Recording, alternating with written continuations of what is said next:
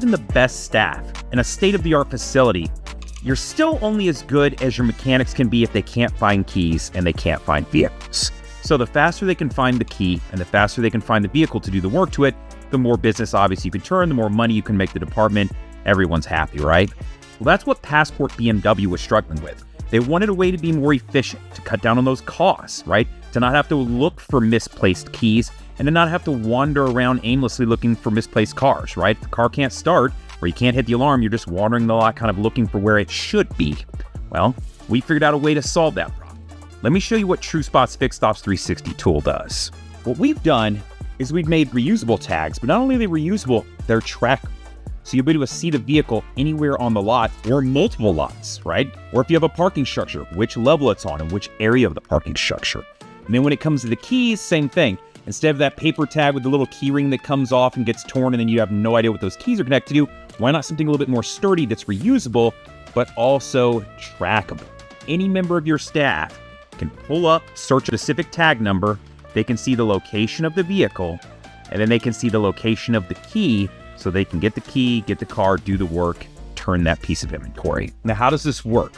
What's the tech behind it? Let me explain it. It's called LoRa. I'm not gonna get too deep into this, just understand that we have about 5-6 patents on this. But the basics to what we do is we set up a network. Now on the map over here, you can see those pieces of that network. So outside on like light poles, sides of fences, things like that, we use these guys. This is a solar powered gateway. Holds about a month's worth of charge. So all I've got to do is put a bracket on this, run it up a light pole, and band clamp it on. That's it. So you're going to see quite a few of those out there on the lot on light poles. When you get inside of buildings, next to pegboards, next to key hook systems, next to key machines, right? Whatever the case may be, wherever keys are going to live inside, next to sales desks, right? If you got a bullpen area where all your sales guys live, I'm going to use these guys. This is an interior gateway. This plugs into a power outlet or a USB. So I'm going to put quite a few of these inside, right? Now, all of these talk to a base station. This piece right here. This is the only piece that connects up to your internet. So connect via Wi-Fi or you can hardline it in. This is what's going to collect those data points to where all those keys are, push them to the gateways that you can see on the map, and then take all those data points and put them in the cloud so that when you search out tag number 5050, it'll show you the location of that tag on the map. Or if you search it out and you're looking for that key, it'll show you that as well. Now, there's a lot of things that you can do on the app. I'm really only going to show you one thing because this is probably 90% of people using it. And that's going to be your techs, your porters, anybody who needs to find a key or find a car. Probably going to be easier for them to use this because they can walk around, right? Now, all they've got to do is go to find a key and find a car. This very top button, right? Select that. From there, they would just type in the tag. So earlier you saw 5050. Let's pretend for a second, though, I was looking for tag number 1002, right? So I'm going to go 1002. And then it's going to pull up and show me that tag. I then select it. It's going to first default and show me the location of the vehicle. Now I can see it on the map and I can zoom in, I can zoom out, right? All those things. If I'm walking around out there, all appears a blue dot on the map. So I'll see myself in relation to that vehicle. Now that pin drop is going to get you within 1 to 2 spots where that vehicle is. So if you walk up, you're standing there, you should be able to look to the left, look to the right. It should be within a couple spots. So for the sake of granularity, when it comes to your vehicle tags, right? These guys, I can get you within a couple spots, right? Now, on the map, it's going to, of course, show you, and then right above the map, you can see where it's going to tell you where the vehicle is located too. So location, service, parking near 632. So that's all their naming conventions and descriptions, right? So be custom for your store, much like the geofences and all of this. Now, the second part of this is the key. When I jump into the key, it's going to show me the location of the key. Now, this key, I can see on the map. I can clearly see it's in the building. I can zoom in, I can zoom out, right? And if I was a blue dot, once again, I'd appear on the map there. Now, above the map, it's once again going to tell me location, floor 1, first floor shop, key track. So we know that it's on the first floor, what part of the first floor it's on, and that it's specifically at the key track, right? So if I'm looking for this, I know where the key is at, I know where the vehicle's at, I can move quickly. But let's say I got over there, and let's pretend for a second this wasn't in the key track, right? It was in a finance office or wherever it might live, right? Service advisor's desk.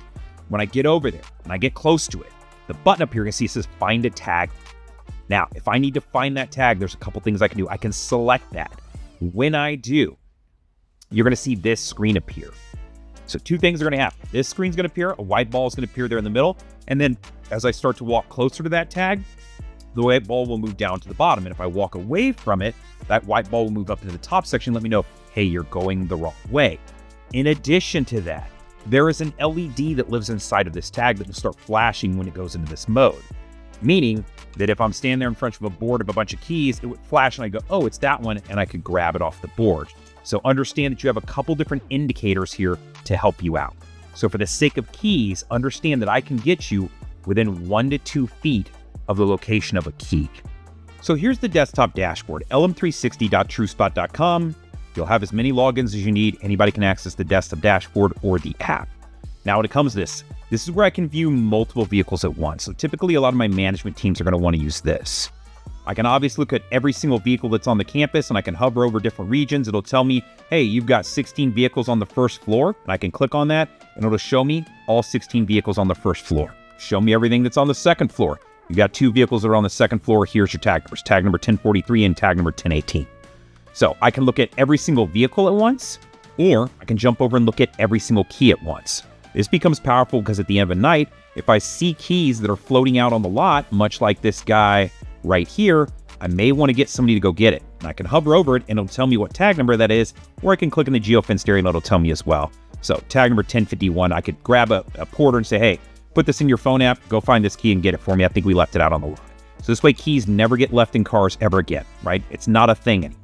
If a tag ever leaves the campus, what happens? How does this work, right? So I want to walk you through that. You scroll over here, there's a last sightings tab. Now, I can see last sightings for inventory and I can see last sightings for keys. We've divided this up for both. If any tag ever leaves the campus, it immediately starts a timer.